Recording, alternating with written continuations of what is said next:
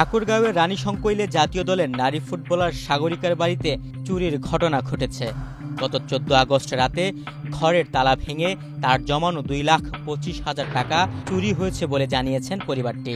তবে এই ঘটনার 15 দিনের বেশি সময় চলে গেলেও আজও কোনো আশার আলো দেখেনি ফুটবলার সাগরিকার পরিবার।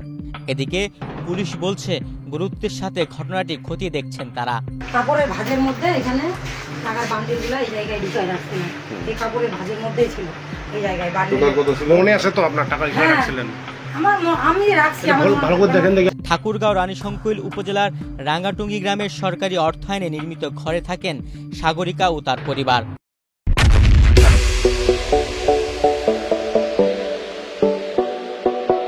তার পাশে মাটির আরেকটি ঘর আছে তাদের। সাগরিকা বাড়িতে না থাকলে মাটির ঘরে থাকেন সাগরিকার বাবা মা। ঘটনার দিন সাগরিকা ঢাকায় ছিলেন, এ কারণে পাকা ঘরে তালা দিয়ে মাটির ঘরে ছিলেন তার বাবা মা। গত 14 আগস্ট রাতে পাকা ঘরের তালা ভেঙে সাগরিকার জমানো 2,25,000 টাকা চুরি করে নিয়ে যায় চোর। মেয়ের জমানো কষ্টের টাকা চুরি হয়ে যাওয়ায় দিশেহারা পরিবারটি। ঘটনার পরে রানীশংকৈল থানা থেকে পুলিশ সদস্যরা পরিদর্শনে আসেন। তবে সাগরিকার পরিবার বলছে পরিদর্শন পর্যন্ত যেন শেষ পুলিশের কাজ। আজও ফলাফল পাননি কোনো কিছু।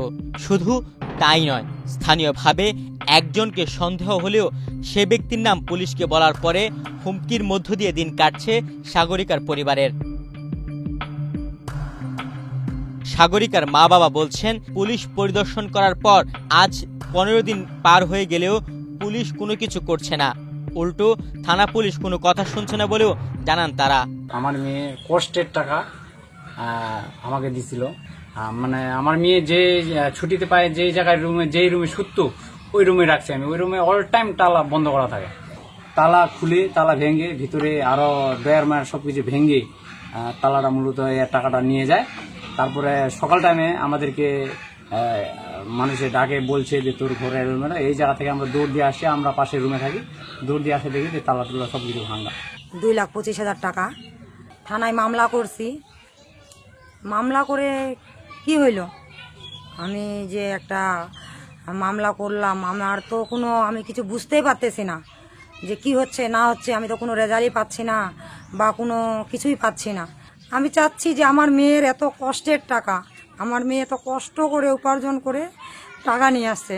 প্রশাসনের কাছে বলছি, প্রশাসন যদি এটার উদ্যোগ না নেয় তাহলে আমি সুবিচার কোথায় যাই পাবো, কার কাছে যাব, কে আমাকে সুবিচার দিবে?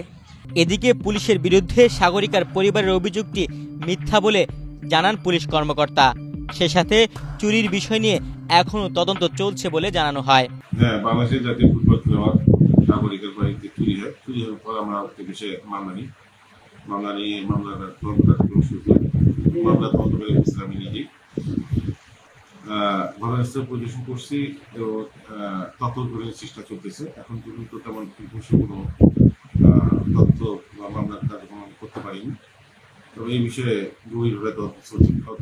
মামলা এই মামলার আসামি চিহ্নিতই হয়নি যে আসামি যে চুরি কাজে জড়িত। আর ওনার বক্তব্য সম্পূর্ণ মিথ্যা। ওনার সঙ্গে আমার যাবৎ 2 দিন দেখা হয়েছে। আমি একদিন থানায় সাক্ষীর জন্য আহ্বান করছিলাম, আর আমি নিজেই গেছি যখন বাসায়, তখন তার সঙ্গে দেখা হয়েছে।